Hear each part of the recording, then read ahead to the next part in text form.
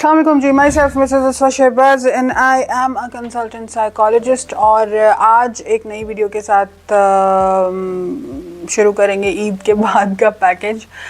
काफ़ी दिनों से मेरी वीडियो नहीं आई थी, I was kind of busy. So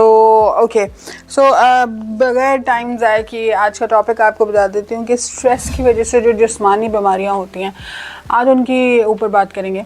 normally हम इस चीज़ के ऊपर बात करते हैं कि स्ट्रेस की वजह से और मज़ीद किस तरह की फ़िज़िकल कंडीशन हो जाती है, या साइकोलॉजिकल कंडीशन किस तरह की हो जाती है, या आपको क्या टाइप की परेशानियां फेस करनी पड़ सकती हैं। आज कट टू कट जो है हम इस चीज़ के ऊपर बात करेंगे, स्ट्रेस की वजह से आपको मेडिकल डिसऑर्डर्स कौन कौन से हो सकते हैं। यानी ये ज़रूरी नहीं है कि आपके फोर फादर्स में कोई चीज़ चलती आ रही है या आप को कोई बीमारी इनहेरिट ही हुई है तो आपको हो सकती है। आप अगर बहुत ज़्यादा परेशानी लेते हैं, बहुत ज़्यादा स्ट्रेस लेते हैं, या आप एक ओवर थिंकर हैं अनफॉर्चुनेटली, तो ऑब्वियसली आपको ये मेडिकल इश्यूज़ होना पॉसिबल हैं। उसमें सबसे पहले है जी ब्लड प्रेशर। ब्लड प्रेशर एक बड़ा कॉमन डिसऑर्डर है जो कि आजकल बहुत यंग एज में लोगों को हो रहा है। यंग एज में आजकल बहुत सारे ऐसे इश्यूज़ हो रहे हैं जिसमें डायबिटीज़ है, जिसमें हार्ट के इश्यूज़ हैं, जिसमें और बहुत सारी हाइपरटेंशन है, बहुत सारे ऐसे इश्यूज़ हैं। लेकिन जो हाई ब्लड प्रेशर का होना है, दैट इज़ अ मेजर जो है वो डिसऑर्डर, अ मेडिकल डिसऑर्डर जो स्ट्रेस की वजह से होता है, जिसकी 85 to 90% जो रीज़न है वो स्ट्रेस है। मतलब ये कि अगर आप ओवर थिंकर हैं, चीज़ों के बारे में बहुत ज़्यादा सोचते हैं, या फ्यूचर की थॉट्स में रहते हैं, या हर वक्त एक टेंशियस फेज़ में रहते हैं, तो इसका मतलब है कि आपको हाई ब्लड प्रेशर की शिकायत हो सकती है। शुरू में क्या होता है कि कभी कभी आपका ब्लड प्रेशर हाई होने लगता है, आप बहुत ज़्यादा क्योंकि एग्रेसिव होते हैं, क्योंकि जो पर्सन जो है बहुत ज़्यादा टेंशियस फेज़ में रहता है उसको सराउंडिंग समझ नहीं आ रही होती, उसको ये समझ नहीं आ रहा होता कि लाइफ में आसानियाँ भी बहुत सारी हैं। क्योंकि जब आप एक टेंशियस फेज़ में होते हैं तो आप ग्रैटिट्यूड से बहुत दूर हो जाते हैं। आप अल्लाह ताला ने जो आपको नेमतें दी होती हैं, जो चीज़ें आपके पास होती हैं, आप उनको एंजॉय नहीं कर पा रहे होते। तो इसलिए आप जो हैं वो बहुत ज़्यादा हाइपरटेंशन या बहुत ज़्यादा एग्रेसिव मोड पे होते हैं। तो इसलिए जो है आपको सराउंडिंग समझ नहीं आ रही होती, और सराउंडिंग ना समझ आने का मतलब ये कि पर्सन जो है वो अकेला हो जाता है। और ना तो आप सिर्फ अगर ओवर थिंकिंग कर रहे होते तो सिर्फ आप ओवर ही थिंकिंग कर रहे होते हैं, आपके पास शेयरिंग के लिए कोई नहीं होता, क्योंकि आपको लगता है कि अगर मैं थॉट किसी से एक्सचेंज करूँगा या करूँगी तो जो है ये उसमें जो है वो पर्सन बहुत ज़्यादा ऑफेंसिव फील करना शुरू कर देता है कि जी मुझे कोई बंदा राय देगा तो मैं उसकी राय से मुत्तफिक नहीं हूँगा, तो मुझे बात ही नहीं करनी किसी से। मतलब इस तरह की परेशान कुन हालत, नफसियाती हालत हो जाती है। ये सब चीज़ें लीड करती हैं कि आपको medically blood pressure, high blood pressure या हाइपरटेंशन के इश्यूज़ हो सकते हैं। सो इसका सिंपल सोल्यूशन ये है कि अगर आप ओवर थिंकर हैं तो उतना ही सोचिए चीज़ों के बारे में, क्योंकि जो भी आपके रिस्क है, जो जितना भी आपको मिलना है, जो भी अल्लाह मियां ने आपके लिए प्लानिंग करके रखी है वो आपके साथ होना ही है।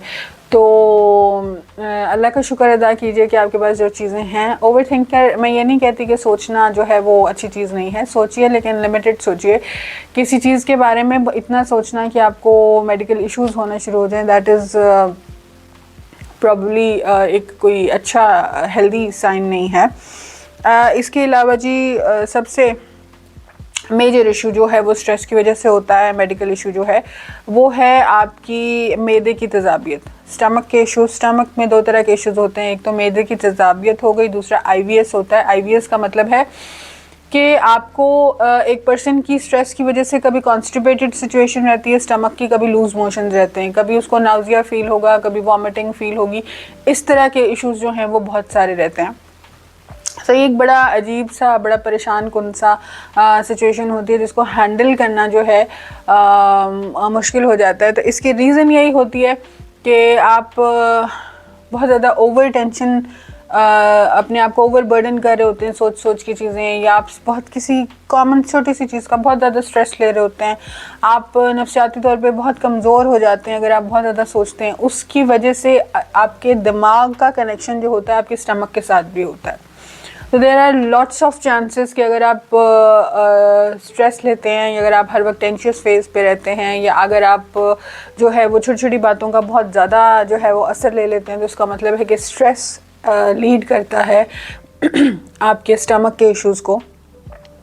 मेजरली इसकी यही रीज़न होती है, जब हमारे पास कोई लोग पेशेंट्स इस चीज़ के साथ आते हैं जी कि मेरी मैदे में बहुत तेज़ाबियत फ़ील होती है, या बर्निंग बहुत होती है, या हार्ट बर्न होता है, या मेरा पेट कभी ठीक नहीं होता, तो हम उनसे सबसे पहले सवाल ये करते हैं कि आप दिन में कितने घंटे जो है चीज़ों के बारे में सोचते हैं और रियलिटी चेक पे कितनी देर रहते हैं। तो स्ट्रेस एक बड़ा मेजर रीज़न है। इसकी वजह से कई दफ़ा जो हैं लोग बहुत ज़्यादा स्टमक की मेडिसिन खाना, या बड़ा एक कॉमन सा एक वर्ड है जी कि मैं मैदे का कैप्सूल खाता हूँ, ये बड़ी एक कॉमन सी बात है। या बहुत दफ़ा जो है वो स्पेशलिस्ट के पास भी जाते हैं इस चीज़ के लिए कि जी हमें स्टमक का इशू है, पेट में दर्द रहता है। तो इस तरह का आपने देखा होगा कि जब बच्चे सुबह स्कूल जाने लगते हैं, आप घर में अगर छोटे बच्चे हों, या आपके साथ खुद भी ये चीज़ हो सकती है, तो हम नॉर्मली अपने पेरेंट्स से कंप्लेन करते थे कि जी मेरे पेट में दर्द हो रहा है। तो इसका मतलब है कि वो स्कूल जाने का जो स्ट्रेस होता है वो एक्चुअली स्ट्रेस होता है जो हमें पेट दर्द की तरह वो फील हो रहा होता है। और वो एक्चुअल पेट दर्द इसलिए होता है बिकॉज हम कह नहीं पा रहे होते, या हम इस चीज़ की परेशानी ले रहे होते हैं कि मुझे स्कूल नहीं जाना, मुझे घर से दूर नहीं जाना। ये ही चीज़ जो है बड़े होके जो है वो हमारे सराउंडिंग में जो सिचुएशन हो रही होती है, या कोई अगर आपको कोई मीटिंग फेस करनी है, किसी पर्सन को फेस करना है, आप नहीं करना चाहते, तो आपको जो है वो ओवर स्ट्रेस, ओवर बर्डन जब करेंगे अपने आप को, तो आपका स्टमक अपसेट होगा डेफिनेटली। और इसमें मेजर रोल सेरोटोनिन केमिकल का भी होता है, जो कि 90% आपके खाने की नाली में मौजूद होता है। तो ऑब्वियसली जब खाने की नाली स्ट्रेस्ड होगी आपकी, तो आपका सेरोटोनिन जो है वो प्रॉपर मिकदार में सिक्रीट नहीं होगा, तो उसकी वजह से भी आपको जो है वो स्ट्रेस हो सकता है, या आपको स्टमक के इश्यूज स्ट्रेस की वजह से हो सकते हैं। इसके अलावा हार्ट के इश्यूज़ हैं, जो कि एक बहुत मेजर और बड़ी कॉमन रीज़न है। और हार्ट के इश्यूज़ में हार्ट अटैक, आजकल बहुत यंग लोगों को जो हैं वो हार्ट अटैक्स आ रहे हैं, हार्ट पेन फील होती है, या बहुत ज़्यादा हार्ट बीट का बढ़ जाना या बहुत कम हो जाना, या कई दफ़ा लोग आते हैं कहते जी कि मेरा दिल डूबता है। आप देखें कि एंग्जाइटी का सबसे बड़ा जो है ना वो सिग्निफिकेंट एक साइन ही ये होता है कि वो लोगों को लगता है कि अभी मुझे दिल का दौरा पड़ जाएगा, क्योंकि हार्ट बीट इतनी तेज़ फील हो रही होती है। ऐसे पेशेंट्स नॉर्मली इमरजेंसी में हर वक्त बैठे रहेंगे कि अभी मुझे हार्ट अटैक होगा, अभी मुझे हार्ट अटैक होगा। तो जो स्ट्रेस है वो बहुत मेजरली लीड करता है हार्ट के इश्यूज़ को भी। और अगर आपके साथ कोई ऐसा इशू है कि आपको हार्ट का इशू है, या आपका हार्ट बीट बहुत जल्दी बढ़ जाता है, बहुत कम हो जाता है, या एबनॉर्मल हार्ट बीट है, या हार्ट वाली साइड पे पेन फील होता है, या मस्कुलर पेन इस साइड पे फील होता है, किसी भी टाइप की कोई अनईजीनेस है, तो एक दफ़ा किसी कार्डियोलॉजिस्ट के पास जाने से पहले किसी साइकियाट्रिस्ट या किसी साइकोलॉजिस्ट के पास भी जाइए, क्योंकि हम लाइफ में बहुत कुछ ऐसा फेस कर रहे होते हैं, बहुत सारे ऐसे इश्यूज़ फेस कर रहे होते हैं जो कि हमें ये नहीं पता होता कि ये साइकोलॉजिकल स्ट्रेस भी कोई चीज़ होती है, और उसकी वजह से भी हार्ट के इश्यूज़, स्टमक के इश्यूज़ और आपकी ओवरऑल बॉडी के ऊपर जो है वो किसी तरह की जो है वो परेशानी आ सकती है।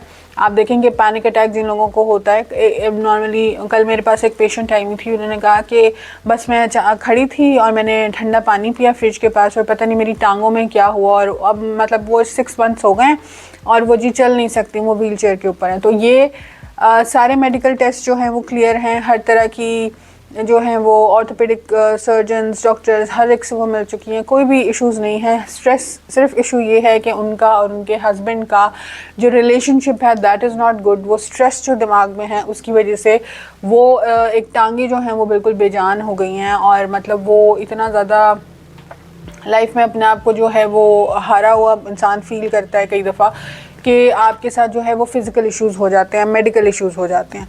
तो ज़रूरी नहीं है कि आप मेडिकल इश्यूज़ हों तो आप जो हैं वो सीधा किसी जनरल फिजिशियन के पास जा रहे हैं, किसी स्पेशलिस्ट के पास जा रहे हैं। अगर आपके साथ कोई ऐसी चीज़ है तो अपनी सराउंडिंग में गौर कीजिए कि क्या आपने कोई ऐसी चीज़ या ऐसा स्ट्रेस तो नहीं फेस किया जिसकी वजह से जो है आपको साइकोलॉजिकल स्ट्रेस हुआ हो और उसके बाद आपको मेडिकल इश्यूज़ स्टार्ट हो गए हों। ये मेडिकल इश्यूज़ का और साइकोलॉजिकल इश्यूज़ का, साइकेट्रिक इश्यूज़ का बहुत गहरा ताल्लुक़ होता है आपस में। हम सिर्फ मेडिकल वाली साइड या फिज़िकल वाली साइड पे जोर देते हैं, हम अपने दिमाग को, जहन को जो है इम्पॉर्टेंट समझते ही नहीं है। इसलिए हमें लगता है कि जी जहनी बीमारियां जो हैं अगर नज़र नहीं आती तो इसका मतलब है कि टेंशन है तो कोई बात नहीं, चली जाएगी, फिर क्या हो गया, डिप्रेशन है तो चला जाएगा, क्या हो गया।